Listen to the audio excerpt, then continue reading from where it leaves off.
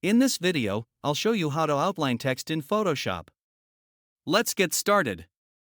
Adding an outline to your text can make it stand out more and grab attention, especially on busy backgrounds. First, go to the left toolbar and select the Text tool. Click anywhere on the canvas and start typing your text. At the top, you can choose your font, size, and color. Once you're done typing, click the tick icon at the top. Now press Ctrl+T to resize your text. You can click, drag, and position it wherever you want, then press the tick again. Next, go to the Layers panel and locate your text layer. Now double-click on the blank space next to the layer, not the text name. This will open the Layer Style window. From here, select Stroke. You can now adjust the size of the outline and choose the color. You can also change the fill type to color, gradient, or pattern. Once you're happy, click OK. And that's it.